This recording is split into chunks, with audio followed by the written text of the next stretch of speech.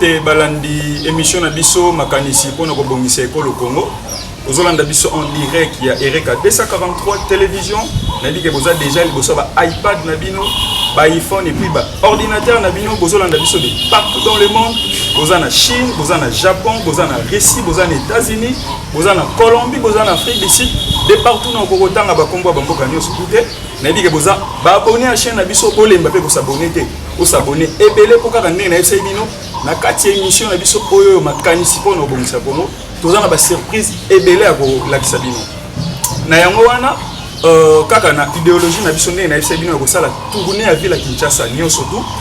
Tokotambola dans chaque commune pona kolobelaka makambo oyo ya mabe.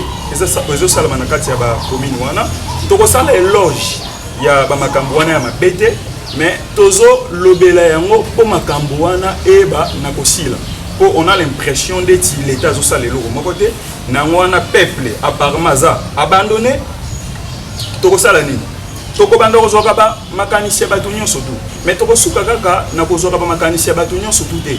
Et sengeli na biso pe tozwa makanisi ya ba intellectuel. O bazana ba bisika oyo mabe ezosali. Na ngwana pona commune ya Kisenso. To bi que pensée scientifique ezalaka universelle. Mais tu dis qu'un intellectuel azana bisika oyoyo avandaka. Néanmoins, lelo toyambeli bino motomoko ya motuya makasi na commune ya Kisenso. Motuana yeyoyo motomotuya makasi bokoyeba pourquoi na benye motomotuya. Kombo na ye monsieur Annick Pamabel. Aza intellectuel engagé pour la commune ya Kisenso, pour la district ya Moamba, pour la ville ya Kinshasa, pour la mboka na biso Congo. Ndeka na lobaki aza leader d'opinion. Aza notable et puis atangi pour continuer présentation na ngai atangi na Inilu na université de Lubumbashi asilisi na sciences politiques et administratives. Aza père de deux enfants. Aza leader très engagé dès qu'on a le bail nebandeli un intellectuel très puissant. Ndene fsebino to bando zo ba vie ya batunyo surtout mais to ko zo pe ba vie ya ba intellectuel. Pour na idée moko clair ya makambo oyoyo ezo leka et puis ba intellectuel musala na bango kozala nini musala na bango kozala ba pesa biso ba solution pas éclaircir biso sur ba concept wana oyo peut-être ba to ba ko définir te mais bango bazana pona ko pesa biso éclaircissement na ba concept wana o to kolobela na kati ya émission na biso na yango wana to ko pesa mbote monsieur Annick Pamabel mbote to yambio to zana bisika na awa to sepeli nengo yambi biso mais biso pe to yambio na émission na biso kombo nango makanisi pona ko bongisa ekolo Congo oza en direct ya excusez-moi oza en direct ya RK 243 télévision na yango wana monsieur Annick Pamabel poto kota mbala moko na vif du sujet na biso tozo lobela banti valeur tozo sala éloge ya banti valeur te mais tozo lobela yango po batu bakoki ko vivre ndeti na kati ya zamba te po toza na mibeko na kati ya mboka na biso toza na mibeko na kati ya mboka na biso mais on a l'impression d'être mibeko wana ezosala nango eloko te alors ceux qui déjà mibeko wana ezosala nango eloko te c'est que tozo vivre na kati ya jungle o mibeko eza te nango wana tokolobela lelo na kati ya émission na biso oyoyo phénomène kuluna po émission kombo nango makanisi pona ko bongisa ekolo Congo na yango wana toza na posa toyoka makanisi na yo et tant que intellectuel puissant et intellectuel engagé to pona commune ya Kisenso d'abord pour vendre awa na commune ya Kisenso to ka makanisi na yo comme ça bandeko bazali partout dans le monde au bazar balingaka émission na biso o baza abonné na chaîne oyoyo nabi ke bato bele baza na poto ba ebio nabi ke bato bele baza na poto ba ebio ba ko sepela bayoka makanisi na yo na makambo tali phénomène kuluna na yango wana poto kota mbala moko na mozindo ya masolo na biso pona yo phénomène kuluna soki ko pesa mo éclaircissement ko bande ko bele baza na poto bayebaka te ebele babotami na poto baza ba congolais ebele pe balongwa mboka oyoyo kala baye bakate mais kuluna ngo kaka toyoka bandeko na biso bayisa biso kuluna en fait kuluna ngo pena ezalaka nini na ngo wana toza na posa ya makanisi na pona concept kuluna ko éclaircir ko éclaircir biso kuluna eza penza nini. Merci pour la question. Merci.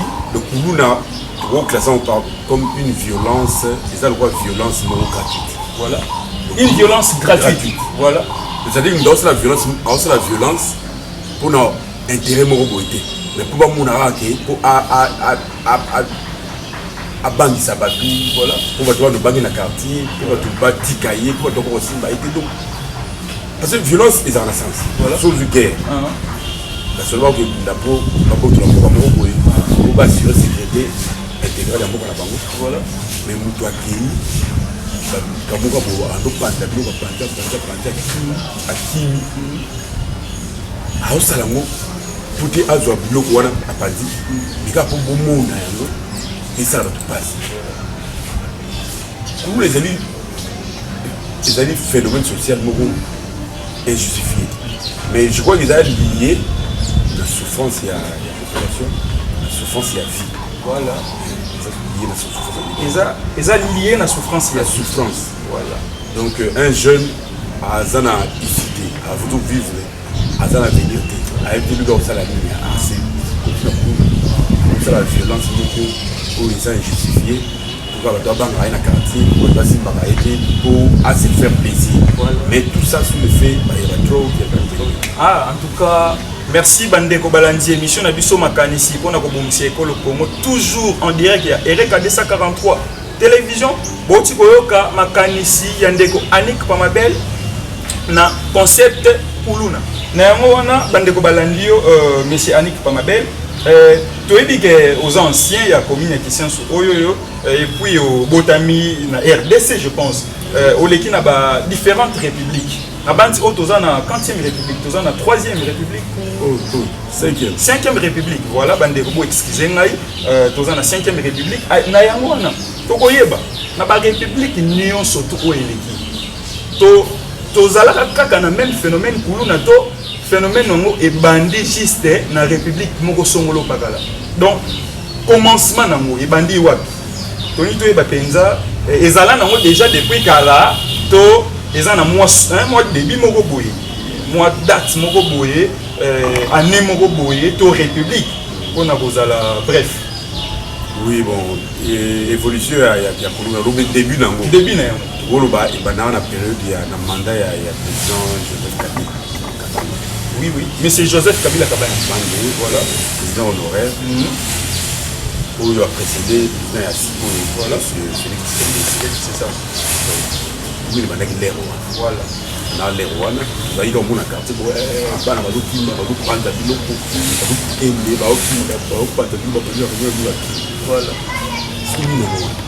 Donc, il y a un petit peu qui va mettre ça dans le moment où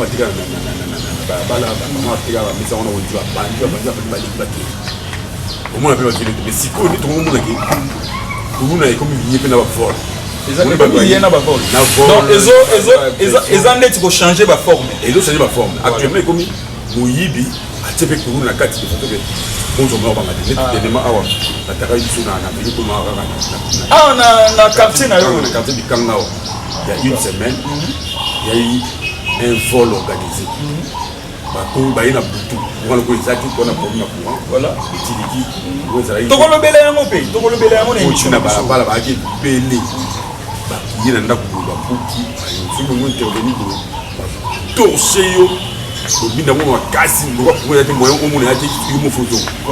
Soba obimi, babi, bete masasi, bete masasi la team. Contre banda ba contre banda ko bele ba pusu ba ba bakani. Obenga public police wa beaucoup na mo na société tout na siat. On a permanence on a soda mo ko moy aya de tellement ba ke bele. Mais to kati mo mke, to fongola na moi parenthèse ni loko na ti boloba. Soki ko kei na siat to société, pour mona des policiers to trois policiers. Mais c'est une information oyo ba pesa gibiso. Ba pesa gibiso ke bakulu na ndenge touti kolobe changer forme ndeti kaka ba policier pe bakomi na bango bakulu na bakomi na bango koyokana na bana wana oyo bazosala ka mobulu wana ko bakotela bana banda to éviter soki ozana information wana bon évidemment ba policier pe baba to fongola une parenthèse parenthèse ba policier couleur azali voilà donc policier azali bakanga bango komona bakani aso la chaîne ba la saka dans l'information que tu vois, quand les policiers auto-bombé, quand les policiers auto-pas quand les policiers sous auto-violé. Et ben on peut pas. Mais complicité peut être ça là, parce que au moment où les policiers, ils ont la place, voilà. Policiers, ils ont le toko, ils ont zododo, ils ont mis ensemble là-bas. Complicité comment? Les délinquants leur manquent pas la banque, ils ont quand même essayé de paquet comme toi, on a arme, parce que c'est comme on a attaqué la mer, on a tout, on a salué on a attaqué la en tout cas, merci Nabandi. Tu peux sur le discours général Kassongo. Aux hommes, on a pas bavire policière ou les gars. Ah, n'est pas une information toyoki que les policiers paient. Comme il y a pas kuluna.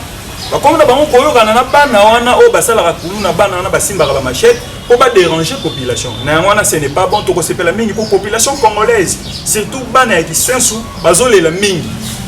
Tokosenga pana yo oyeba na kofongola misu na makambo oyo etali phénomène kulu nana et puis ba policier irresponsable to benga bango bongo ba policier irresponsable wana o bazo sangana na bakulu na po bango rôle na bango eza kozongisa ordre na kati ya société congolaise alors que bazo contribuer na désordre na kati ya société congolaise. Ce n'est pas du tout bon. Nous allons ça to vivre na kimia na kati ya mboka na biso moko na wana tokangi parenthèse wana tozonga na eloko lobaki ya motuya wana ebandi na tango ya origine nango ebandi na tango ya président honoraire monsieur Joseph Kabila Kabange sikoyo tokoki koexplike yango ndenge nini soki na barépublique oyo wana eleki ezalaki te nde kobanda na tango ya monsieur Joseph Kabila Kabange oyo azali président honoraire c'est que eza pe complicité à l'état te eza pe complicité à l'état te to eza irresponsabilité à l'état te tokobenga ngo bongo to eza nini donc apparemment c'est que na moment wana l'état n'existait pas parce que ngana bandi bino mbosali science politique et administrative bino ne bola exception makambo wana quand l'état existe c'est qu'il y a de l'ordre mais tant où l'état zo existait et que ordre ezate c'est que tout le monde na biso sous mambo l'état c'est que to comme na biso na kati ya jungle apparemment ko tout expliquer mon ndenge ni bon d'abord on a la période de Kabila ana où il y avait un parti politique voilà notamment le PPRD oui le PPRD wana ba ina ba jeune na bango il y avait des jeunes au sein de ces partis là la salaki ba jeune moko ba tawo mingi na ba jeune na parti voilà et au moins la PPRD na ba pas di bango voilà donc organisé des jeunes organisés pour battre là-bas pour intimider deux bazoluka pour toucher na pouvoir là-bas c'est ça ça là qui peut mettre beaucoup va mettre beaucoup là dans là pour nous avec une personne comme on mettre voilà et pas ah donc l'État participe au désordre. On peut pas parler de l'État mais c'est un parti politique. Ah, un parti politique. Voilà. Voilà. Avec un couple de jeunes, où ceux qui vont dire que tu as la personne de conduire, ils avaient un pouvoir, c'est ça. Pour intimider de façon violente. Alors que les bobés vont dire que l'on a eu une permanence, la partie de l'opposition, la permanence. Alors, le phénomène du ballon est pour la Guinée. Et puis à part Ouana, il y a l'impunité. L'impunité, il y a pouvoir Ouana. L'impunité à pouvoir, il y a M. Joseph Kabila. Voilà. Vous remarquez que pendant son mandat, voilà. Donc,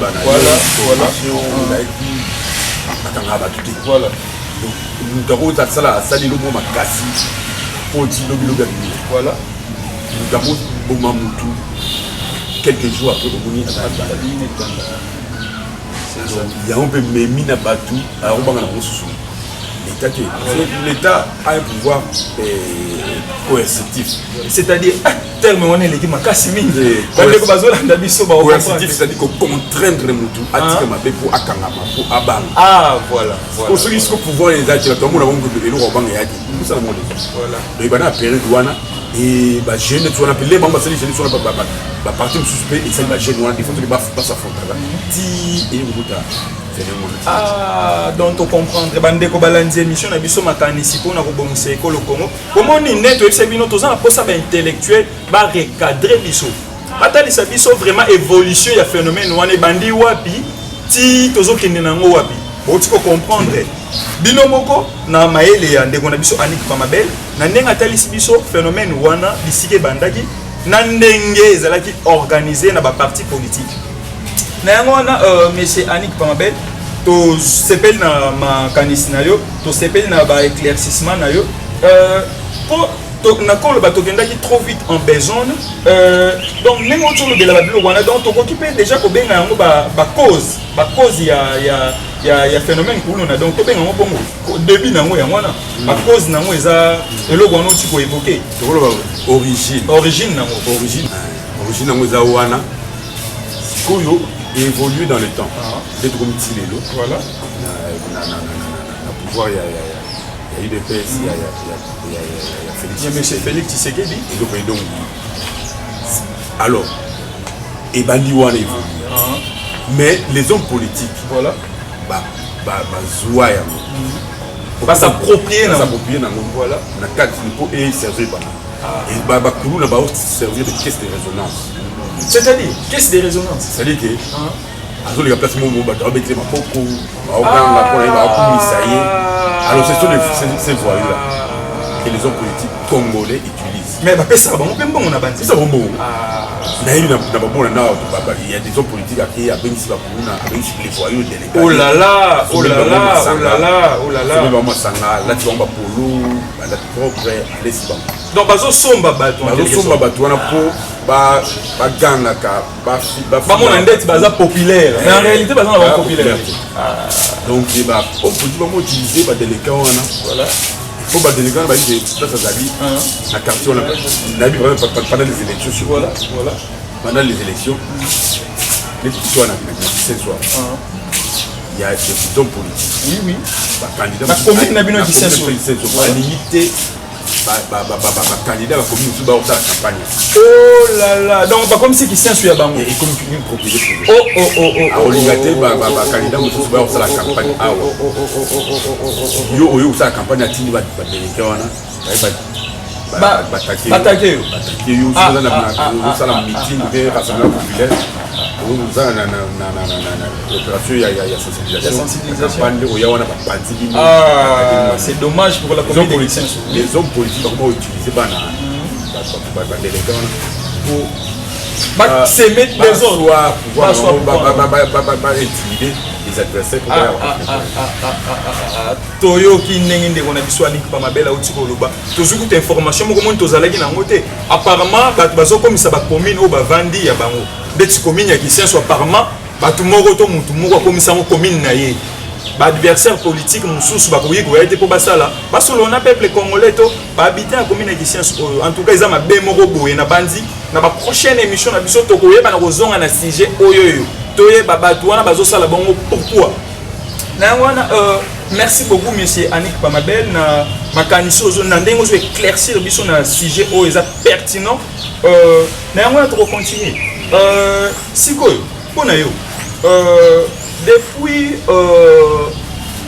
pouvoir oyo eleki wana esila ndenge président na biso monsieur Joseph Kabila kabange président honoraire atika pouvoir ndenge lelo tokomi na monsieur Félix Antoine Tshisekedi Tshilombo siko ndenge selon ba analyse na yo phénomène wana ezo monter toujours en flèche to ekomi kokita comme phénomène comme récurrent donc il vraiment et Mati sous Makasi parce que baka ya viol oui baka ya tuerie assassinat voilà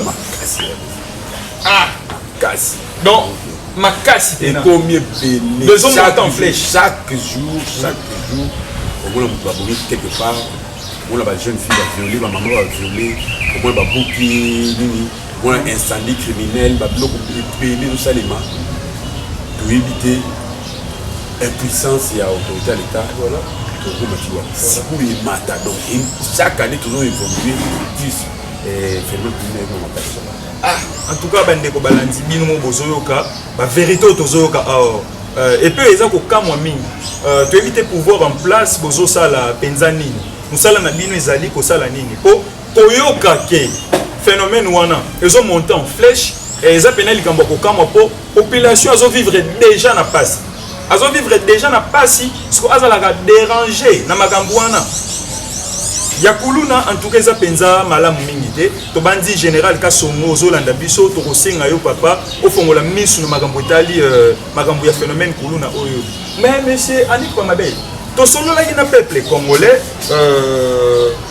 bayebisi biso bango kutu bazo préféré opération Likofi ezonga po bamoni ntango ya général Kanyama oyo topesi mbote monsieur Kanyama bango balobi na ntango na ye wana ntango batiaki opération Likofi phénomène wango bamonaki mpena bakuluna bakomi misusu bakomi bapaster mutu moko apesaka bato mbote te makomi opesa mpe bato mbote sikoyo bango balobi bango bakosepela mingi phénomène Likofi wana ezonga mpo na yo okosepela phénomène yango plutôt opération Likofi ezonga to tokoki korecourir na bamoyen mosusu mpona kosilisa nini phénomène kuluna phénomène kuluna ezali phénomène social voilà et de toucher toute la société voilà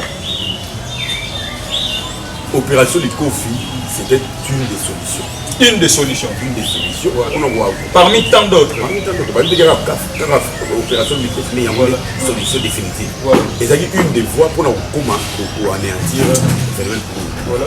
Mais, moyen va faire ça général Wana. Quand il va faire ça. Et c'est un moyen qui annuel, continue, le but va faire ça pendant un temps. Voilà. Et tout va tirer.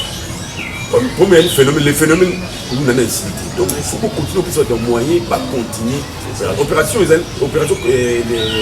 Likofi, ils avaient une stratégie de la période mais qui n'avait pas accouché d'une souris, c'est-à-dire une symbalité. Accoucher d'une souris, c'est-à-dire une symbalité. Voilà. Symbalité parce que le phénomène de Kouné, il va si vous avez pour la solution, il y a le Cameroun. Le Cameroun aussi, nous avons le Cameroun, il faut continuer pour ça. Il fallait pas continuer, et peut-être de financer les qualités, et puis changer à général. Finalement, l'État, la conduite de l'État, il fallait continuer à mener le point. Et fait, dans une période où on a senti vraiment réduction à la phénomène. Et après, les hommes ont le bâti qui a monté les hommes. Voilà. À l'éducation, je vais voir des moyens. On a une population l'État doit réfléchir. Ceux qui vraiment bâtir la couvre-feu. On a plus de 6 mois maintenant, bâtir couvre-feu. Et Boti Bambouma quand même. De 23 et Boti et l'autre côté. Ah, non, Neti. Peut-être qu'il y a un opérateur économique. Peut-être côté il y a pas commerçant, oui. Effet négatif parce que moi de travailler des ateliers. Quand on a boîte de nuit, on va travailler de nuit, on va ça les ateliers. Mais et donc ça est l'autre côté parce que tout le monde on est opéré librement de lutter. C'est ça là couvre-feu moi ça. Couvre-feu c'est ma militaire na ba police ba tambola na butu pour ba sécuriser population. Mais c'est que bazo tambola na ba butu ba donc couvre-feu ils ont servir na monde l'autre. Donc bazo déranger puis nos opérateurs économiques. Au contraire ils sont déranger sur opérateurs économiques c'est tout biso ba travail de nuit. Voilà. Ils ont ba boîte, voilà. Ba to ba na boîte na bango. Ba sou ba na ba hôpitaux. Voilà. Mutu na butu ba ya tamboleza que c'est ça. Moi c'est des petits qui ba la fête. Ils ont fait non boué. On lui a fait dans moi sur retard aussi sur activité pour revenir le matin dans arriver. D'accord. Mais pour quel effet? D'accord. Et d'aller pour ce sont des raisons politiques ou bien ce sont des raisons sociales. Et c'est une société et un problème de la population, mais là, un problème de la politique, nous avons peut-être pouvoir, nous avons pas les plans, on va éviter. Bisous, tu as la plus souci que vous avez mesure pour le peuple. Pour le peuple. Pour la saluer le peuple. Le peuple, n'a pas si. Pour nous, il y a une différence, il y a une casse. Pour nous avoir moyen, bien sûr, nous avons peut-être l'état de droit, état de siège, dans la SARDC. Et ça, pour nous sécuriser, voilà. Mais tout ce que peut être la réussite des actes. Et donc, il y a 23 heures. Couvre-feu, on a. Tout le monde peut faire parce que tout le monde les jeunes de l'école doivent opérer dans le monde. Donc c'est qu'il y a un ça ne va pas. Donc il y a un ça ne va pas. Merci beaucoup monsieur Anik Pamabel. Ngana zoni kaka bisiko lobaki opération Likofi eza une des voies. Oyo l'État a salaki ngazwaki. Siko yo étant que intellectuel, étant que leader d'opinion. Tokozala na posa to kamakanisi na yo. On a eu Et ça fait directement conseil au côté de ça par l'État congolais pour Bazabatou. Bazala rappel limité. Peut-être bakoki kolanda yo na nzela ya émission na biso o makanisi pona ko bomse ko le Congo na chaîne na biso na rappelé RK 243 télévision pour s'abonner et belé bakoki kolanda yo awa pa na biso balobi bon ça va to moni makanisi o ndeko Anik Pamabel a pesi ekoki pe kozala mutuya to mettre en pratique on a yo et c'est qu'il basala ni tous en poso pe sata voix mususu à part opération les Kofi mais voix mususu pe kozala ndeti. Oui, d'abord, il y a le phénomène pour nous est lié à la drogue. La drogue, oui. Le violence gratuite liée à la drogue. Tout le monde a quartier sur Awa, RDC, c'est son nom. Tout le monde est lié. Voilà. Tout le monde a un diable. Tout le monde a un auto. Voilà. Bah, autorité, nous sommes bien. Les gens dans le quartier, nous sommes plus de dingan dans le diable. Dingan, plus de dingan. Plus de dingan dans le quartier, nous sommes bien. Bah, policier, bah, bien. Bah, les gars, on a chaque semaine, bah, nous sommes bons. Ba policier bazo ke kozombo c'est la taxe na bomba kenda kozona batuana. Ouais. Mais qu'est-ce qui manque que beaucoup de kunabo kanga mutuana pour traîner la justice puis beaucoup kanga ba donc pour nangai l'une des grandes opérations pour lutter contre le phénomène pour nous voilà il y a beaucoup kanga ngala diamba bangala lotoko voilà il y a les autos do bangala no tira ba aussi ba boisson très forte pour je déranger mais tu as pas cher sur un mélange assis à le contrôlable comme ça va dégâts donc bobani d'abord au kanga yango kani ba bokina ba terreur ba kani ba tuana et puis on va moko élevé de façon que l'homme va se miracle et donc on va compenser on va comme la taxe et indu on va faire un bon groupe à chaque fois on va plus ok mais la diamant on va pour nangai une des premières mesures d'abord pour neutraliser Banganda ce qu'on maîtriser Banganda bon la consommation il y a la drogue alcool élevé et j'aime moi attitude de banga c'est ça la violence après voilà ceux qui moyens dans les quartiers nyonso ba ciblé ba zo ba comme ba éclaireur et civil ba collaborer na police ba dénonçaka ba pour ba na quartier on va déranger population oui bi bango na ba quartier na ba famille na autour il suffit que l'état so ba l'état a sa contact na ba tout ba na mona ba pinga ba maître volontaire voilà maître volontaire il puisse pour intervenir mais ngali ba créer les ba la filiale moi civil voilà la contact voilà la civil oyo ba pisa une formation de la violence dans le quartier ya ba to ba sama dans le quartier puis moi il va entretenir ba on peut pas besoin de salaire moi on a réfléchi c'est ça ba pisa toutes les informations puis ba on va voilà les deux mesures pour travail troisième mesure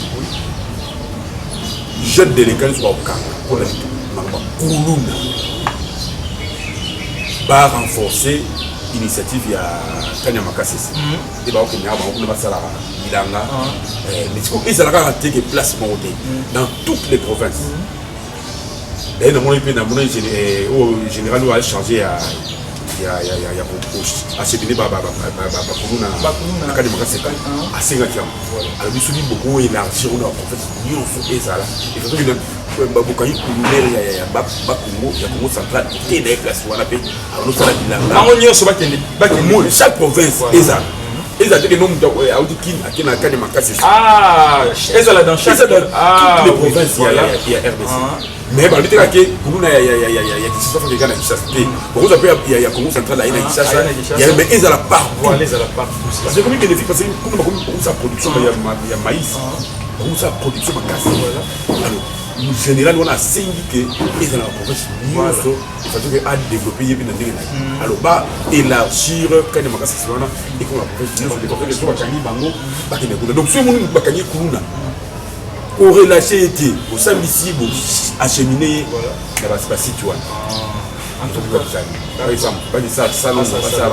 production pour la population de en tout cas, to sepeli mingi monsieur Anik Pamabel na ndenge aussi na ko éclairer biso na thème na biso lelo ezalaki phénomène kuluna na yango wana en tout cas to sengio merci mingi to bandi to kozongela yo très prochainement pona ko solola na Oetali sujet mususu o touché population congolaise et puis en particulier na ba commune ndeti o bino bovandi oyo na ngona lilobano asuka pona émission na biso lelo ko kozali lilo basuka na koloba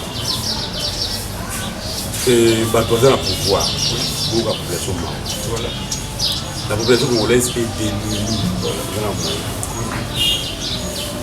Mapasi, Lomata, bakulu na oyo bazoya ko boto la biso mwanda ba biloko to wana mwa ba moyen ou anki to wana ngo bien que difficile ba biso ko boto bo mona muta sumi mwa télévision na eko atala kanisi information ba ko continuer na boto ba boto ya ba violer bana na ye ba kutu ba chaise ba bemi à celle moi entreprise na commerciale à Mouké et moyen de entreprise na o ya ba boto yango ba bandi biloko zo souffrir mais qui bamba na kiné bana sécurité on regarde le corps là-bas et nous n'avons pas ces gardes corps nous n'avons pas cette sécurité ba salisa biso ba telembe la phénomène ndenge ba telemeli violence na est na état de siège dans la salle et qui christiane na monalité zone élite de résultat au moins la paix ba telembe la phénomène parce que la population vit dans l'insécurité totale et ça nous fait peur. L'année à venir, si nous continuons avec la même année, nous sommes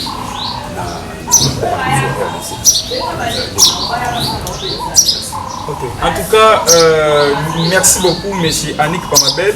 Nabandi bandeko balandi émission na biso makanisi pona ko bongisa ekolo Congo na chaîne na bino o bozalaka toujours abonné Eric 243 télévision lelo to ko rappeler to yambela ki bino monsieur Annick Pamabel azali intellectuel engagé et puis leader d'opinion aza notable avandi na commune ya Kisenso azolobela kaka bana commune ya Kisenso te mais azolobela bana ya Congo mobimba puisque c'est un intellectuel azolobela kaka bana commune ya Kisenso te mais azolobela RDC mobimba puisque c'est un intellectuel pensez na ye intellectuel ko yika ko suka na Kisenso te mais ezotambola partout botu ko mona outi ko évoquer même état de siège où ezali na est ya mboka na biso donc ça démontre qu'aza connecté na makambo nyonso surtout etali Congo na yango wana en tout cas to sengi merci to kozongela très prochainement pour nous recevoir sur sujet mususu ko etali commune na bino to pe mboka na biso Congo en tout cas merci beaucoup merci.